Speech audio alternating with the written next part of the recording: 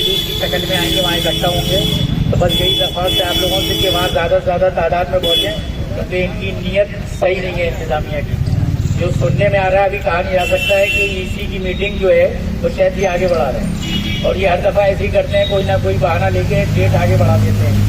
MC 16 में है या वो 16 में है या नहीं है, वो भी अभी श्योर नहीं है। लेकिन इसी वजह से बस आप लोगों से दरख्वास्त है कि जो 8 तारीख में हम वहाँ जुलूस की शक्ल में आएंगे, वो इतनी तादाद होनी चाहिए ताकि इन्हें ये पता चल जाए कि अगर हमने आज टाइम पे ईसी नहीं करी तो ये कोई भी कदम उठा लेंगे, तो उसका प्रेशर रहेगा इनके ऊपर, और इंशाल्लाह वो आप फिर कामयाबी रहेगी, क्योंकि इनकी कर भी नहीं रहे और होने भी नहीं दे रहे। तो उससे लाजमी सफर कर रहा है, उसमें हमारा नुकसान है, हम सफर कर रहे हैं। 30-30 साल से 20-20 साल से लोग कंफर्म नहीं हो पा रहे, पड़े हुए हैं। आपकी कोई नीतियाँ ही नहीं है, कुछ नहीं है, सिर्फ यही है कि आप हम काम करते रहे, आप हमसे 8 घंटे गुलामी कराते रहिए, और जब हमारे हुकूक की बात आती है लेने की, तो उसमें आप ये कहते थे कि साहब UGC से नहीं मिल रहा है या गवर्नमेंट की हमें ऊपर गवर्नमेंट की परेशानी है। ये तमाम चीजें रहती है, उसको ही इंशाल्लाह खत्म करना है। और ये जनवरी का महीना है, ठंड पड़ रही है, उन्हें भी देखना चाहिए। हम लोग यहाँ इस ठंड में भी बैठे हैं क्योंकि हमारी जायज मुतालबात हैं, इसके लिए हम लड़ रहे हैं और इंशाल्लाह हम कामयाब भी होंगे। और अगर ये नहीं मानते हैं तो कुछ भी करना पड़े, क्योंकि सब्र एक हद होती है, सब्र का एक पैमाना होता है कि जहाँ तक हम सब्र कर सकते हैं हम कर रहे हैं, और जब सब्र हमारा खत्म हो जाएगा तो आप ये मानिए कि हम हदें भी पार कर जाएंगे इंशाल्लाह। अगर ये नहीं समझे तो इन्हें समझाने के लिए कुछ भी करना पड़े हम करेंगे उसको, क्योंकि ये समझ ही नहीं रहे। अब ये समझ रहे ये बेवकूफ़ है, अरे आते हैं अपने पे इकट्ठा हुए फिर चले गए। ये जब इनके काम रुकेंगे, यूनिवर्सिटी में कोई हंगामा होगा, कोई बात होगी, तो अब इनके समझ में आएगा हाँ ये क्या हो रहा है। क्योंकि रजिस्ट्रार महोदय तो आए, गाड़ी बैठे अंदर, अपने AC चलाया, बैठे अपने घर चले गए। वाइस चांसलर साहब का भी यही है, तो वो उसको एहसास तो कर नहीं रहे कि हमारी क्या वो है। भाई हमसे आप ड्यूटी ले रहे हो, हमसे आप 8-8 10-10 घंटे ड्यूटी लेते हैं, अगर हम ड्यूटी बनाए तो आप एक्सप्रेशन कॉल कर रहे, तमाम चीजें कर रहे, और जब हुकूक की बात आती है तो आप हाथ खड़े कर देते कि हम नहीं कर पाएंगे। तो ये कहाँ का वो इंसाफ है। तो इसीलिए बस आपसे यही दरखास्त है कि जो 8 तारीख में हमारे इत्तेहाद का बहुत बड़ा सबूत होगा, वो आप लोग ऐसी तादाद में इकट्ठा हुए जैसे एकदम हम लोगों ने स्ट्राइक की थी, जब एक आपकी तादाद थी जो इंतजामिया ने देखी थी, इंशाल्लाह उसी तादाद की शक्ल में हम लोग जुलूस की शक्ल में यहाँ आएंगे और इन्हें दिखा देंगे, और फिर उसका प्रेशर रहेगा इंशाल्लाह। फिर यहाँ जो डेट बढ़ाने की कोशिश कर रहे हैं उसमें हम लोग लगे हुए हैं, इंशाल्लाह इन्हें हम बढ़ाने भी नहीं देंगे किसी आसानी से, ठीक है। अब मैं नजर से दरख्वास्त करूंगा कि वो आए और अपने ख्यालात का इजहार करें। नजर साहब,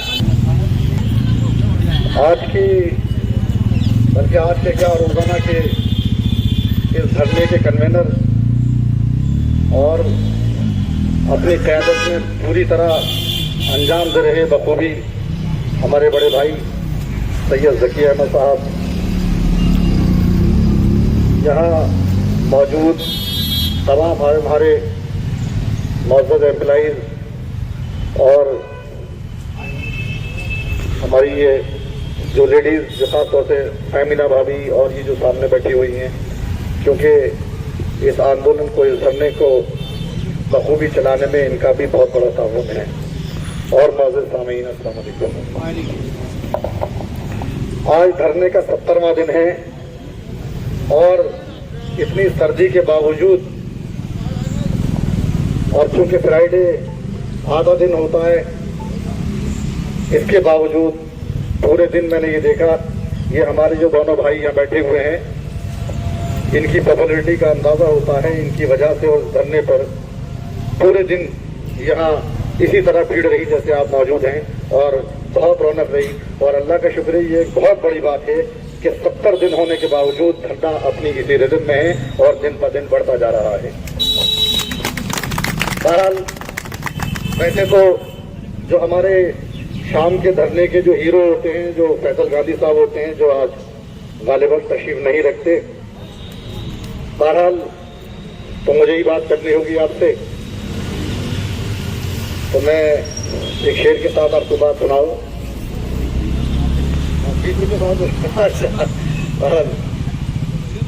कि अपने रूह के छालों का कुछ इंतजाम करूं, अपनी रूह के छालों का कुछ इंतजाम करूं, मैं चाहता हूं चरागों को आफ्ताब करूं। और उस शख्स को, समझिए आप, उस शख्स को बस एक धुन सवार रहती है, बहुत हसीन है दुनिया, इसे खराब करूं। देखिए, शेर ज्यादातर मैं जब भी अपनी स्पीच में या तकरीर में सुनाता हूं तो उसका कहीं न कहीं मायने जरूर होते हैं, और उस हालात से निपटने के लिए ही ये धरना लगाया गया है। ये धरना इस आंदोलन की जान है, इस आंदोलन की शान है। यकीन मानिए कि जितनी आप लोग इसको ताकत दे देंगे उतना ही सबके लिए भले का होगा, क्योंकि बिना आपकी मौजूदगी के, बिना आपकी ताकत के धरने में जान नहीं होगी, और जब तक के धरने में जान नहीं होगी ये हमारी बातों को सुनेंगे नहीं। इसलिए जितना भी हो सके पूरी ताकत के साथ, पूरी शिद्दत के साथ आप इसमें लग जाइए। और आदमी हमारे खिलाफ नहीं है, अल्लाह के शुक्र पूरी यूनिवर्सिटी हमारे साथ जुड़ी हुई है, लेकिन ये उन्हें गलत तरीके से पट्टी पड़ा रहे हैं। ये कह रहे हैं कि देखिए CRR होने दीजिए, हम सबको फोरफिट कर देंगे। और जब हमने इनसे बात करी, इन लोगों के साथ बात करी, तो ये अपने मुंह से आज ये कहते हैं कि भाई देखिए आप यकीन रखिए कि 60-70% का हो जाएगा। अरे तुम्हें शर्म आनी चाहिए, तुम 60-70% की बात करते हो, यानी तुम अपने मुंह से कह रहे हो कि 60% हो जाएगा, तो 30% और 40% का मेरे भाइयों क्या होगा? ये हो सकता है कि वो 30-40% में वो लोग हो जो 30 साल और 32 साल से काम कर रहे हो, और दूसरी की तरफ वो भी लोग हो जो सिर्फ 5 साल वाले ही हो। हम 5 साल वालों तो एतराज नहीं है, हम बिल्कुल यकीन जानते हैं, कहते हैं कि सबका होना चाहिए, हमें किसी से कोई एतराज नहीं है। लेकिन जब ये अपने मुंह से कह रहे हैं 30 और 40%, तो आप इनकी नियतों का अंदाजा कर सकते हैं। आप गिनते हुए रह जाओगे, आपको अंदाजा भी नहीं होगा 30 और 40% का, कि 10% में भी आप कहीं नजर नहीं आओगे। मैं दावे से कहता हूं इस बात को।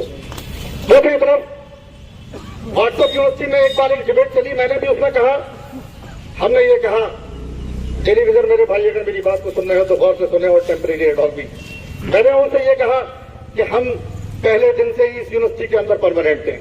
हम जिस दिन से आए, हम एक भी दिन डेली विजर नहीं थे, हम एक भी दिन एडॉल नहीं थे, हम एक भी दिन टेम्परेरी नहीं थे। उसकी वजह यह है कि जब हम यहां पर आए तो हम डेली विजर आए, और डेली विजर हम इस उम्मीद पे आए थे कि हमारी अलीगढ़ मुस्लिम यूनिवर्सिटी के अंदर एक सीनियरिटी लिस्ट मेंटेन है, जो कि 5 साल, 6 साल, 7 साल या 10 साल या 15 साल जब भी वो नंबर आ जाता है और वो लोग रेगुलर हो जाते हैं। हमें ये पता है कि हम अपने दिन निकाल लेंगे और एक न एक दिन हम रेगुलर हो जाएंगे। ये सभी को पता है, सभी इसी उम्मीद में आए थे। सबको ये पता था कि टेलीविजन की लिस्ट एक दिन चलेगी, और यही होता रहा था। 1984 से 85 से यही चल रहा था, यही पास प्रैक्टिस थी।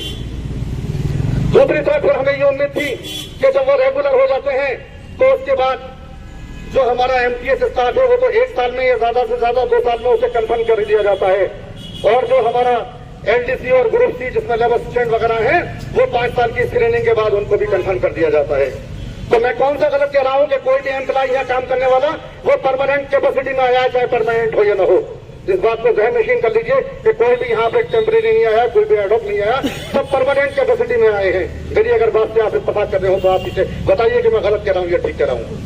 कि अगर हमें ये पता होता कि साहब आपकी कोई भी लिस्ट नहीं होगी, आप ऐसे टेलीविजन चलते रहेंगे, तो क्या हम लोग नौकरी करने आते हैं? बिल्कुल भी नहीं आते। तो मेरा कहने का मतलब ये है कि आज 4 जनवरी 2024 तक जो भी आपने टेलीविजन अपॉइंट किया है वो परमानेंट कैपेसिटी में है, क्योंकि आपने आज तक उस लिस्ट को विड्रॉ नहीं किया है। आप फरवरी कहते हैं कि हम जो है ये लिस्ट नहीं होगी। भाई आपने कोई ऑर्डर थोड़ी निकाला है, और हम इसी उम्मीद में आए हैं, और हम आपसे यही उम्मीद करते हैं कि जब तक आप हालात ऐसे पैदा करें कि हमारा टेम्परेरी एडहॉक टेलीविजन एक आदमी फोरफिट होना चाहिए, तभी बेहतर होगा। आपको कोई रोकने वाला नहीं है। ये क्योंकि ये आपकी जो बॉडी है ये ऑटोनोमस बॉडी है, आप इस स्टेटस के हिसाब से तमाम चीजों को सॉर्ट आउट कर लें, आपको कोई रोकने वाला नहीं होगा। आप एक बार हिम्मत तो उठाएं, इसको करें तो सही, लेकिन आपकी नियत नहीं है, आप ऐसा करना नहीं चाहते।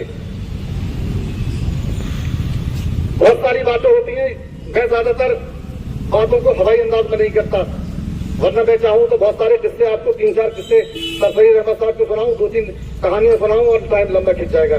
लेकिन मेरा मानना यही है कि हमें हिकमत अमली से काम लेना होगा, और हिकमत अमली हमारे लिए तो ये है कि हम बड़े ज्यादा से ज्यादा तादाद में, जैसे कि जकी साहब और रेहान साहब कहते हैं कि बड़ी तादाद में इन्होंने 8 तारीख अनाउंस की है कि जब भी ये बुलाएं, जब भी कमेटी बुलाए, आप अपनी ताकत का मुजाहिरा कीजिए। ये हमें हिकमत अमली अपनानी है, और इनको ये हिकमत अमली अपनानी है कि आप इस माइनॉरिटी स्टेटस का केस सॉर्ट आउट करने से पहले आप तमाम लोगों के मसले को हल कर दें। इसी में सबकी भलाई है। क्योंकि ये देखिए, आज ये धरना अगर एक बार फ्लॉप हो गया या एक बार ये टूट गया, फिर ये दोबारा जुड़ने वाला नहीं है। क्योंकि अब हमारी सभा में जकी साहब जैसे लोग अब मौजूद नहीं है। इनके पास 2 या 3 साल बचे होंगे ज्यादा से ज्यादा। इन्हें बताइए, मैं आपसे पूछता हूँ, इन्हें क्या लालच है? ये प्रेसिडेंट रह चुके कई बार, कभी जिंदगी में कोई अपना इलेक्शन नहीं हारे। हमेशा ये इन्होंने सारे अहदे ले लिए।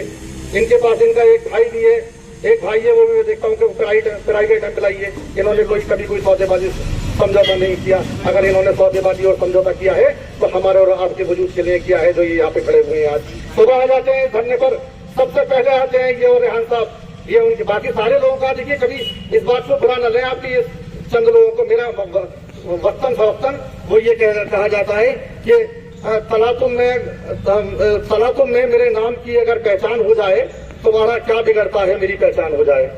तो इसमें कोई बात नहीं है। अगर इन लोगों के ये काम कर रहे हैं, अगर इनकी हौसला अफजाई हम नहीं करेंगे तो कौन करेगा? इसलिए इस बात को भी लाना जरूरी है। तो बहरहाल ये इन लोगों की हिम्मत है कि ये हमारे साथ डटे हुए हैं, तो हमें भी ये चाहिए कि हम भी इनके साथ इसी मजबूती से डटे रहें। क्योंकि इनकी ताकत हमारी मौजूदगी, इनकी ताकत है। जितनी बड़ी तादाद में आप इनके साथ इकट्ठा रहेंगे, इतने ही मजबूती के साथ ये इन लोगों से बात भी कर सकेंगे। लिहाजा जब बुलाया जाए और जब इकट्ठा हुआ जाए, जब इकट्ठा हो जाए, दूसरी तरफ ऐसा नुमाइंदों के तौर पर पब्लिक रिप्रेजेंटेटिव जो आपके इसी के नुमाइंदे हैं, मैं समझता हूं ऐसी टीम भी आपको दोबारा नहीं मिलने वाली है। आज ये जमकर यहां मौजूद नहीं है, लेकिन उनके पीछे भी मुझे कहने में कोई एतराज नहीं होगा। स्टूडेंट लाइफ से लेकर और आज तक जितने दिन भी मुझे यहाँ हो गए अलीगढ़ मुस्लिम यूनिवर्सिटी में, मैंने नॉन टीचिंग एम्प्लॉय के इतने बड़े हमदर्द लोग नहीं देखे जो आज टीम में होगा, आज रिदम में शामिल है।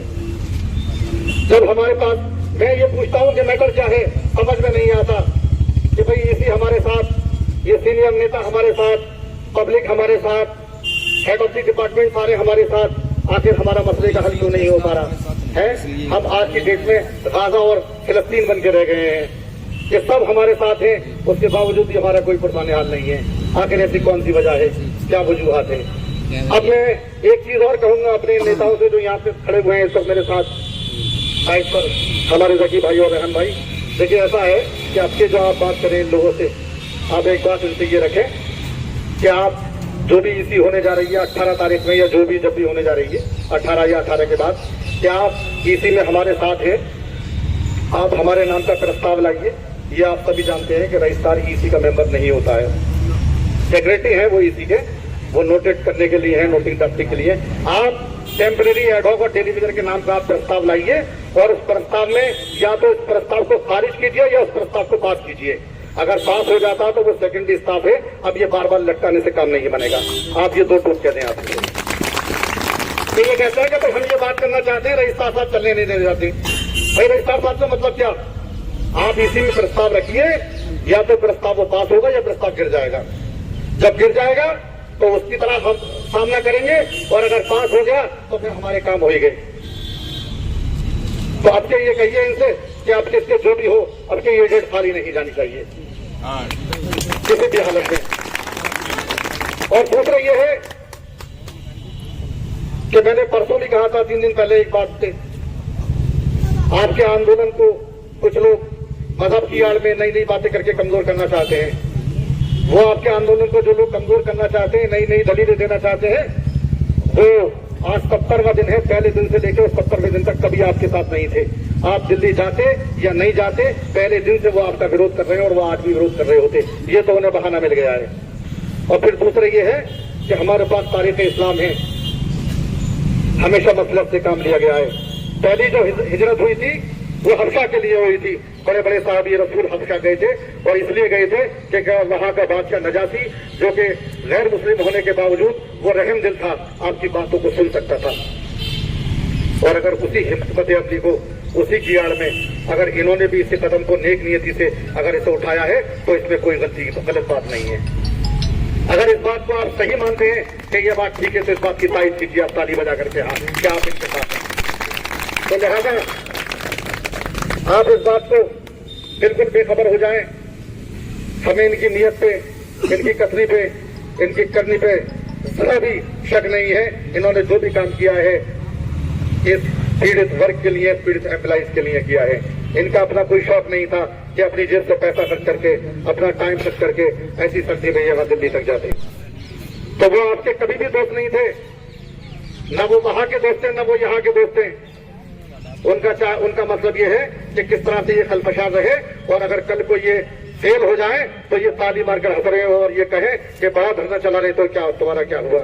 अरे मैं एक बात बता दूं तुम्हें, तुम सोच तो ये रहे हो, लेकिन ये सोचो कि अगर ये नौजवान सड़कों पे आ गया इस बेरोजगारी के हालात में, तो तुम भी चैन से अपने डिपार्टमेंट ब्लॉक कराया था।